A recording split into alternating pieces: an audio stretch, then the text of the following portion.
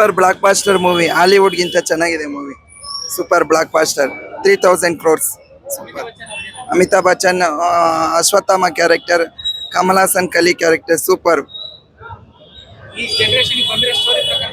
ಚೆನ್ನಾಗಿದೆ, ಸೂಪರ್ ಆಗಿದೆ, ತುಂಬಾ ಚೆನ್ನಾಗಿದೆ. ಹಾಲಿವುಡ್ ಏನೂ ಇಲ್ಲ. ಫಸ್ಟ್ ಹಾಫ್ ಕ್ಯಾರೆಕ್ಟರ್ ಇಂಟ್ರೊಡ್ಯೂಸ್ ಮಾಡಿದ್ದಾನೆ, ಸೆಕೆಂಡ್ ಹಾಫ್ ಅಂತೂ ಹಾಲಿವುಡ್ ಮೂವಿನೂ ಏನೂ ಇಲ್ಲ ಇದ್ರ ಮುಂದೆ. ಅಷ್ಟು ಚೆನ್ನಾಗಿ ತೆಗೆದಿದ್ದಾನೆ. ನಾಗ್ ಅಶ್ವಿನ್, ರಾಜಮೌಳಿ ಬಿಟ್ರೆ ನಮ್ಮ ತೆಲುಗು ಇಂಡಸ್ಟ್ರಿಯಲ್ಲಿ ಇವರು ಚೆನ್ನಾಗಿ ತೆಗೆಯೋ ಡೈರೆಕ್ಟರ್ಸ್ ಇಲ್ಲ. ತುಂಬಾ ಆಕ್ಸೆಪ್ಟ್ ರಾಜಮೌಳಿ. ನಾಗ ಸೂಪರ್ ಆಗಿದೆ. ಏನ್ ಇಷ್ಟ ಆಯ್ತು ನಿಮ್ಗೆ? ಗ್ರಾಫಿಕ್ಸ್ ಇಷ್ಟ ಆಯ್ತು ಸರ್. ಗ್ರಾಫಿಕ್ಸ್ ತುಂಬಾ ಚೆನ್ನಾಗಿದೆ. ಅಲ್ಟಿ ಬ್ರೋ ಫಿಲಮ್ ಅಲ್ಲ ಇದು. ಸದ್ಯಕ್ಕೆ ಬಾಹುಬಲಿ ಪಾರ್ಟ್ 2 ಅನ್ಕೊಂಡಿದ್ವಿ, ನೆಕ್ಸ್ಟ್ ಲೆವೆಲ್. ಅವ್ರಿಗೆ ಏಜ್ ಆಗಿದೆ ಅಂತ ಕೂಡ ಹೇಳೋದೇ ಬೇಡ. ಕ್ಲೈಮ್ಯಾಕ್ಸ್ ಅಲ್ಲಿ ಪಾರ್ಟ್ 2 ಬರಬೇಕು. ಕ್ಲೈಮ್ಯಾಕ್ಸ್ ಅಲ್ಲಿ ಅಂತೂ ಅಯ್ಯೋ ಮೈಂಡ್ ಬ್ಲೋಯಿಂಗ್. 1 ಸೆಕೆಂಡ್ ಸ್ವರ್ಗನ ಮುಟ್ ಬಂದಂಗೆ ಇರುತ್ತೆ.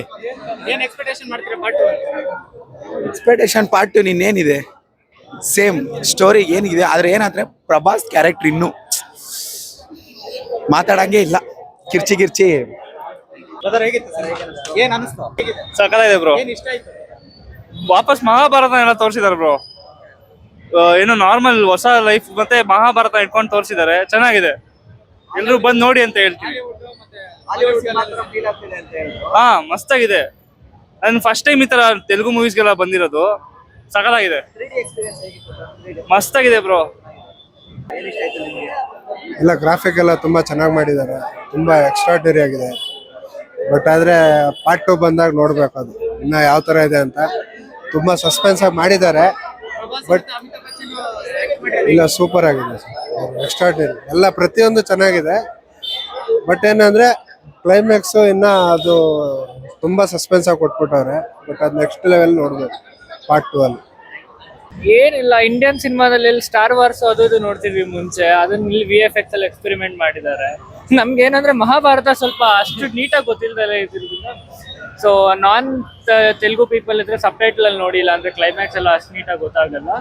But VFX and all is very good. ನೋಡ್ಬೋದು, it's all nice. Goosebumps elements ಇದೆ, ಅಲ್ಲಿ ಇದೆ. ಕ್ಲೈಮ್ಯಾಕ್ಸ್ ಎಲ್ಲ ನಮ್ಗೆ ಇನ್ನೂ ಕ್ಲೀನ್ ಆಗಿ ಅರ್ಥ ಆಗ್ತಿಲ್ಲ ಏನಾಗಿದೆ ಅಂತ. ಯಾಕಂದ್ರೆ ಮಹಾಭಾರತ ಮತ್ತೆ ಪೋಸ್ಟ್ ಅಪೋಕ್ಯಾಲಿಪ್ಟು ಮತ್ತೆ ಹಿಸ್ಟ್ರಿ ಎಲ್ಲ ಸೇರ್ಸ್ ಮಾಡಿದ್ದಾರೆ. ಎಕ್ಸ್ಪೆರಿಮೆಂಟ್ ತುಂಬಾ ಚೆನ್ನಾಗಿದೆ. ನಾವು ಪ್ರಾಬಬ್ಲಿ ಇನ್ನೊಂದ್ಸತಿ ನೋಡ್ಬೇಕು, ಅರ್ಥ ಮಾಡ್ಕೊಳ್ಳೋದು. ಸೂಪರ್ ಆಯ್ತು, ಅಸಮ್ ಆಯ್ತು ಮೂವಿ. ಯೂನಿವರ್ಸೇ ಇಷ್ಟ ಆಗಿರೋದು ಕ್ಲೈಮ್ಯಾಕ್ಸ್.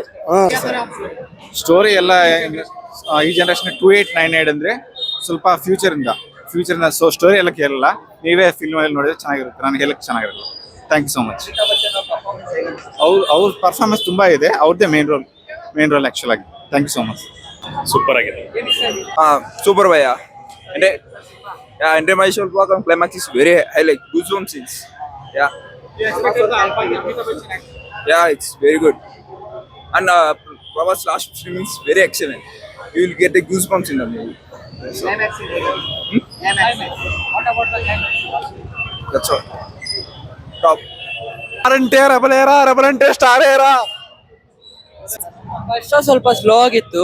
ಆದ್ರೆ ಸೆಕೆಂಡ್ ಹಾಫ್ ಅಲ್ಲಿ ಪ್ರಭಾಸ್ ಸ್ವಲ್ಪ ಆಕ್ಷನ್ ಚೆನ್ನಾಗಿರುತ್ತೆ.